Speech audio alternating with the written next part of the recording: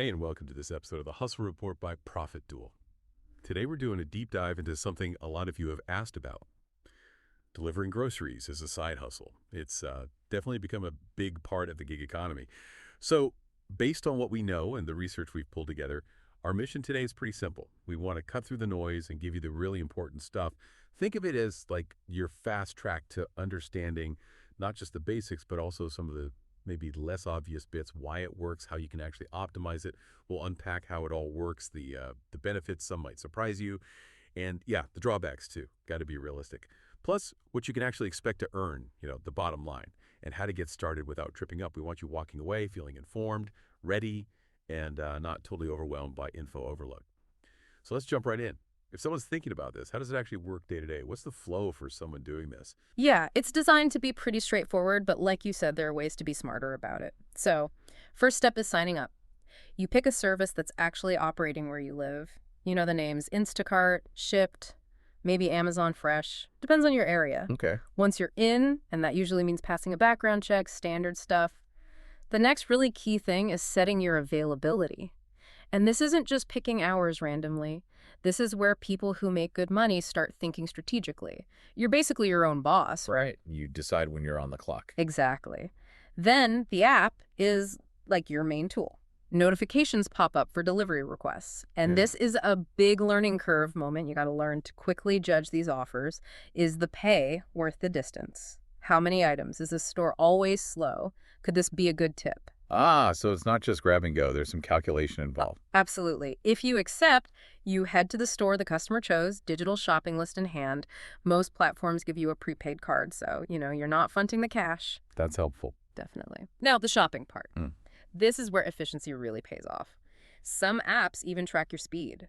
The pros, they know the store layouts. They know where things are. Some even message the customer right away if they suspect something's out of stock. Proactive, huh? Yeah, it boosts the experience, often leads to better ratings, maybe better tips. After shopping, you just follow the app's directions for delivery. The whole thing, start to finish, it's all managed through the app. And that's how you get paid per delivery, plus those tips and sometimes bonuses the platform offers. Okay, that's a great picture of the actual process. Sounds like there's more strategy to it than just driving around. So beyond earning money, which is obviously key, what are the other big draws? What makes grocery delivery appealing, especially if you're juggling other things? You're right, the strategy layer is important for maximizing earnings. But the core benefits, they're pretty solid. First, flexibility, it's the big one. But it's how you use it.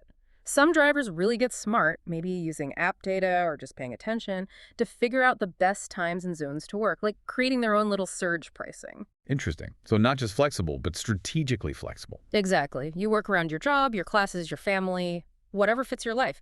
And it's pretty easy to get into. Like, you don't need a fancy degree or special skills.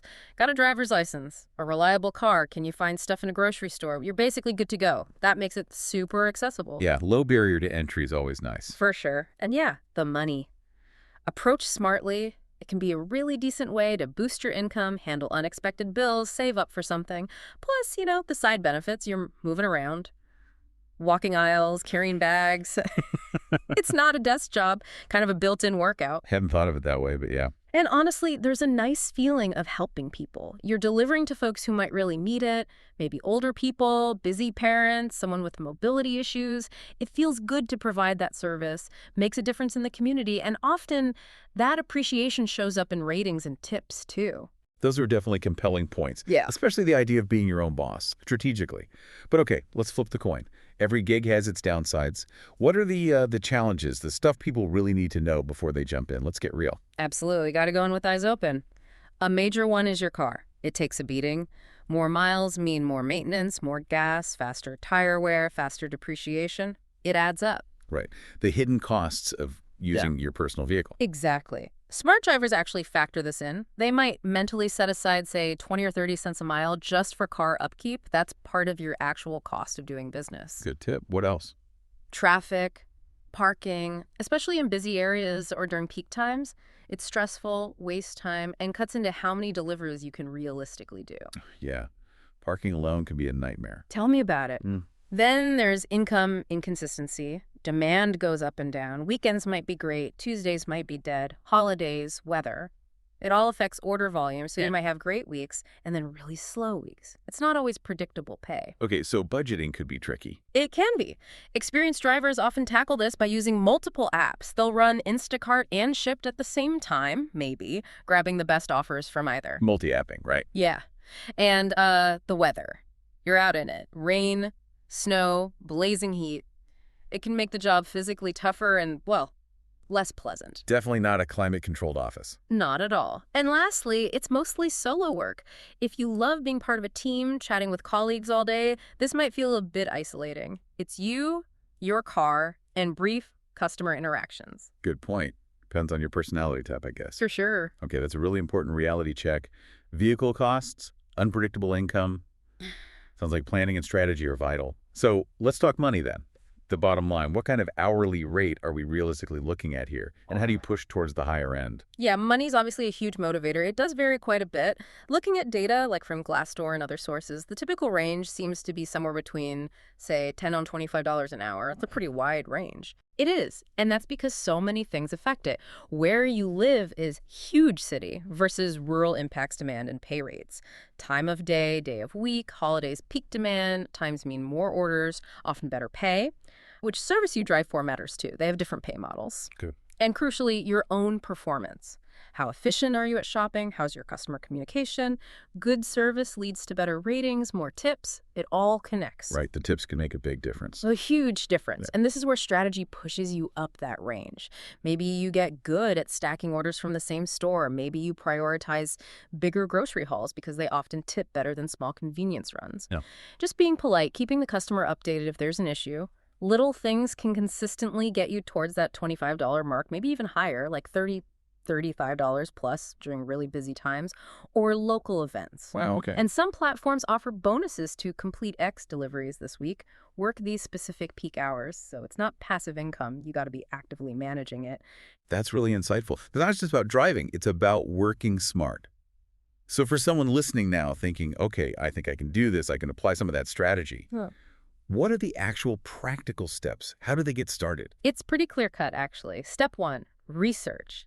See which grocery delivery apps are active and popular in your specific town or city. You know, Instacart, Shipt, Amazon Fresh, maybe local ones too. Check their websites, download the apps. Compare them. How do they pay? What are drivers saying locally? Don't just pick the first one. Good advice, due diligence. Yeah. Exactly. Then check the requirements carefully. Minimum age, usually 18 or 21. Valid driver's license, insurance, of course. Sometimes they have rules about the car's age or type. Make sure you tick all those boxes. Right. Don't waste time applying if you don't qualify. Precisely. Once you pick one and know you qualify, you do the online application. Usual stuff. Personal info, upload your documents, agree to a background check. That check can take a few days sometimes. Okay, standard onboarding. Pretty much. Often there's some training involved. Might be online videos, tutorials, maybe a quick quiz. Pay attention here.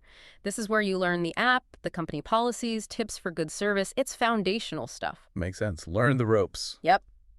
And then once you're approved and trained up, you just switch on the app when you're ready to work and start accepting orders. And remember what we said about service being polite, careful with the groceries, on time.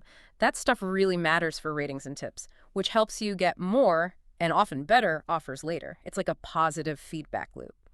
So, just to kind of wrap up the core points, grocery delivery is definitely a flexible way to earn, can be rewarding, doesn't need crazy skills. You set your hours and you are actually helping people out. But yeah, there are challenges. The car wear and tear is real. Income can swing up and down. You need that strategic mindset to really make the most of it. But that $10 to $25 an hour potential is there. And hitting the higher end comes down to efficiency, strategy, and just being smart about how you approach each delivery. And getting started sounds pretty straightforward. Research, check requirements, apply, do the training, and then focus on doing a great job once you're taking orders. It seems like with the right approach, focusing on that service and efficiency, you can definitely build this into a solid, flexible income source. So as you're mulling this over, here's a final thought. What skills might you be building without even realizing it doing this hustle? Think about it. Route optimization on the fly, quick problem solving when items are out of stock, managing customer expectations, maybe even a bit of micro-logistics planning. These aren't just delivery driver skills. These are transferable skills that could actually help you in totally different pictures down the road. Something to consider beyond just the paycheck. That's it for this episode. Thanks for listening. and we'll see you next time.